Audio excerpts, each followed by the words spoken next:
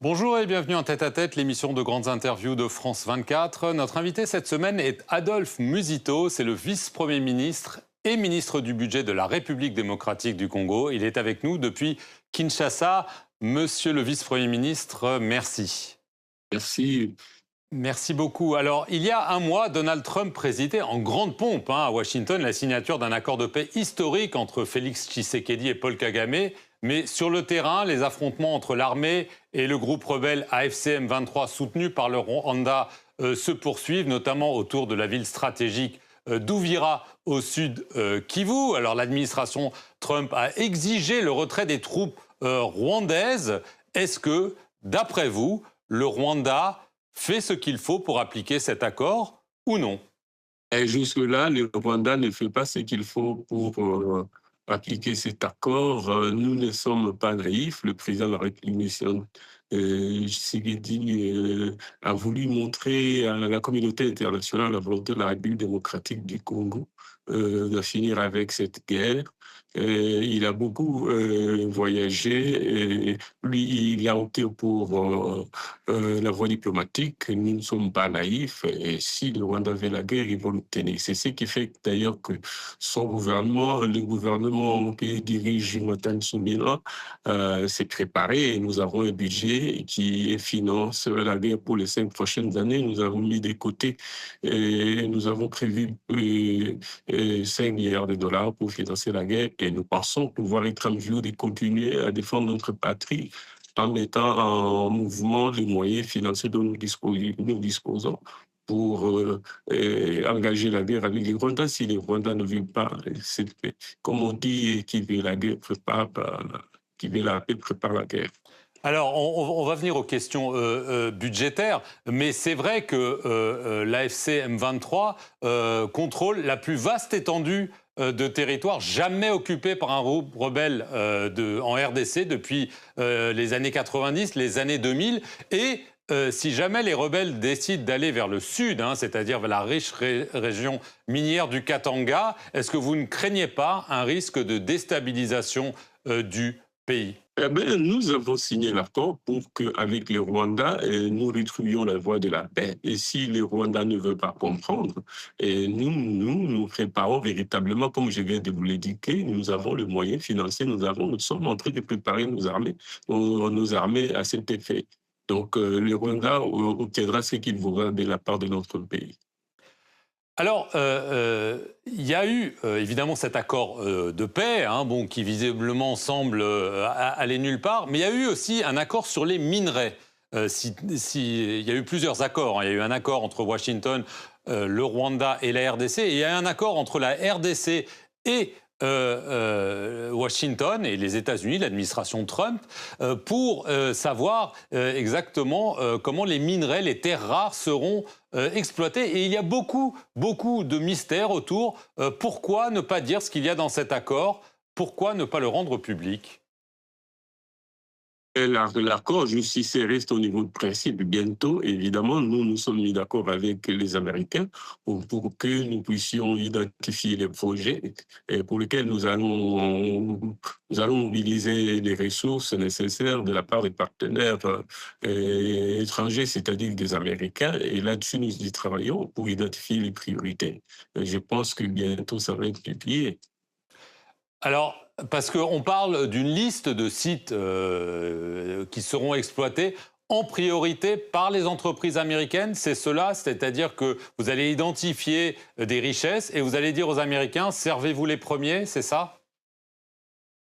Non, il ne s'agit pas de ça. Nous avons un programme, nous avons un projet, et nous sommes en train d'évaluer ce que représentent ces minéraux et nous voulons un partenariat win-win avec les entreprises américaines et bien d'autres, y compris les Européens, pourquoi pas.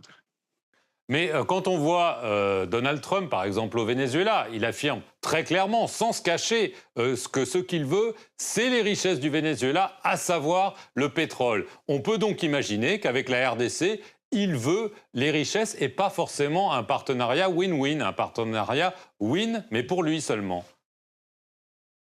Non, mais les Américains ne peuvent pas décider de ce qu'ils veulent. C'est nous, ensemble avec, qui allons décider quels sont les projets qui les intéressent, quels sont les projets qui nous intéressent. Le reste, ça va être win-win, bien entendu. Bien entendu, ce n'est pas forcément le cas, hein. On fait des comparaisons avec un contrat qui avait été appelé le contrat du siècle entre la RDC et la Chine. En 2008, c'était Joseph Kabila qui était président, hein. Vous avez été son Premier ministre pendant de nombreuses années. On se souvient, la RDC offrait à la Chine des minerais contre la construction d'infrastructures. D'après tous les observateurs et d'après des audits, c'est la Chine qui en a bénéficié, pas la RDC. Est-ce qu'on ne court pas le même risque, monsieur le ministre? Nous ne courons pas le même risque. D'abord, s'agissant du programme avec le Chinois, nous avons fait un contrat et qui peut faire l'objet d'une révisitation. Et cela pourra être corrigé les moments venus. Mais s'agissant des Américains, les contrats proprement dit n'est pas encore signé. Ça, ce sont des options qui ont été levées. Eh bien, maintenant, nous allons passer à l'étape suivante où ils vont, eux, identifier. D'abord, nous devons évaluer ce que représentent ces potentiels importants pour savoir quels sont les minéraux, quels sont les projets. Et nous allons expérimenter ensemble. Et c'est comme je l'ai dit, l'option, c'est les win-win. Qu'est-ce que nous allons dégager comme plus-value et comment nous allons nous répartir conformément aux apports respectifs des uns et des autres. Qu'est-ce que les Américains vont apporter comme capitaux, comme technologie et qu'est-ce que nous apportons comme ressources. Et en exploitant, qu'est-ce que nous allons tirer, qu'est-ce qu'ils vont tirer. Et nous, prioritairement, ça va être la mise en valeur du Congo à travers des projets d'infrastructure que nous voulons engager, pour lesquels d'ailleurs nous avons des ressources propres sur le plan du budget de la République démocratique du Congo. Ce ne sera donc pas un pillage en règle des biens du Congo. Pas du tout, le Congo est assez expérimenté en cette matière. Hein. Dans la signature du contrat, nous allons profiter de notre expérience avec les Chinois pour que sur cette base, nous puissions bien modeler les projets qu'on a avec les Américains dans l'exploitation de nos richesses. Alors, vous êtes donc ministre du budget, on a déjà un peu évoqué le budget. Un budget a été voté, hein, qui est passé à 17 milliards de dollars, hein, donc une augmentation assez importante. Comment est-ce que vous financez ça? C'est plus ou moins 22 milliards de dollars budget total, dont 13 milliards représentent les ressources internes, les ressources propres du gouvernement. Et le reste, c'est des appuis budgétaires, budget annexe. C'est ce que nous attendons de la communauté internationale, autour de 8-9 milliards de dollars. Donc, les 13 milliards, une partie des gros. Si nous finançons les fonctionnements de l'État, les salaires avec 10 milliards, 3 milliards, ça va être investi, une partie mise de côté pour financer la guerre, c'est-à-dire ce que nous voyons comme salaire militaire pour équipement de l'armée, etc., ainsi que les munitions. Et puis, 1 milliard pour améliorer les salaires des fonctionnaires, des médecins, enseignants et autres. Et puis, l'autre milliard sera consacré aux infrastructures. Sur les 5 prochaines années, nous prévoyons uniquement pour les infrastructures plus ou moins 17-18 milliards de dollars que nous consacrons au financement de la construction de routes et la construction de chemins de fer, etc. Et voilà, les Congo plus ou moins peut quand même s'autosuffire désormais pour ce qui est du financement des infrastructures.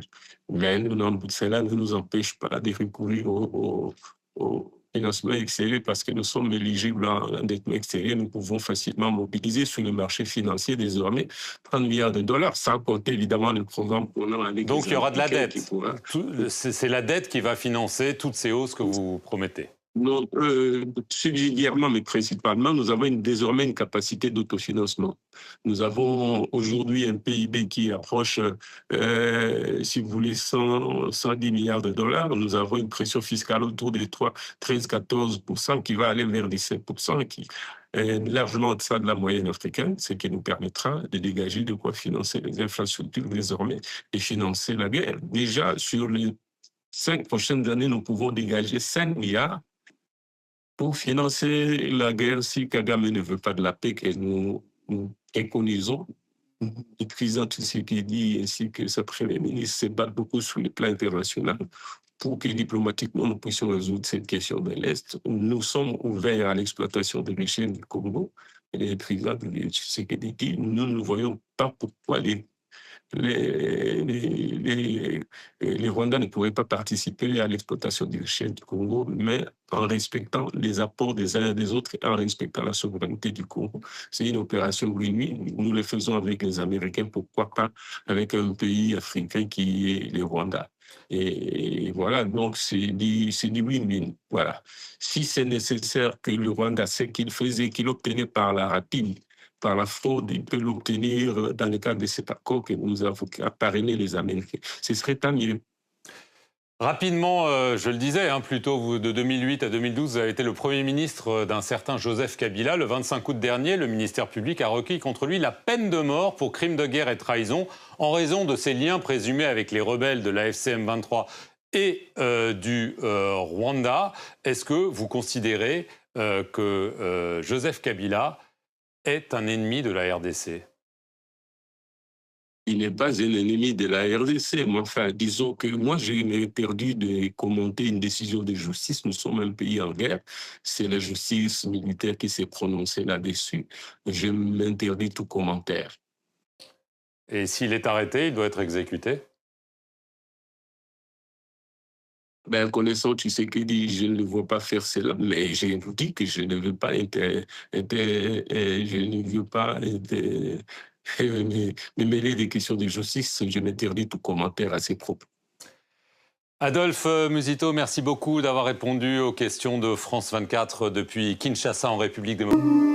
À travers l'accès à l'électricité, des territoires lointains vivent à nouveau le retour de l'État comme garant du bien-être commun, conformément à la vision du président de la République, chef de l'État, son Excellence Monsieur Félix Antoine Tshisekedi. Dans sa démarche d'équité énergétique, Lancer étend progressivement ses interventions sur l'ensemble du pays, en accordant une priorité aux zones les plus touchées par la précarité énergétique. Dans l'espace Grand Équateur, sous l'égide du ministre des Ressources hydrauliques et de l'électricité, son Excellence Aimé Molendo Sakombi, 2 centrales solaires photovoltaïques sont développées simultanément. À Bongandanga, dans la province de la Mongala, à Basankusu, dans la province de l'Équateur. Ces projets marquent une étape importante dans l'accès à l'énergie moderne dans ces territoires. Accompagnant la mise en œuvre sur le terrain, le directeur général de Lancer, M. Cyprien Mussimar, fait état d'un niveau d'avancement significatif. Basankusu, construction d'une centrale de 700 kW crête, avec un taux d'exécution de travaux estimé à 96%. Bongandanga, construction d'une centrale de 300 kW crête pour un taux d'exécution de travaux à hauteur de 85%. Dans les 2 sites, l'éclairage public est d'ores et déjà opérationnel, apportant une amélioration nette et visible dans le quotidien des habitants. Là où la nuit avait longtemps occulté les rêves des communautés, se lève désormais un jour nouveau. Et là où l'accès à l'électricité est restauré, c'est le retour de l'autorité de l'État qui est rétabli. Anser, pour un nouveau jour sur la RDC.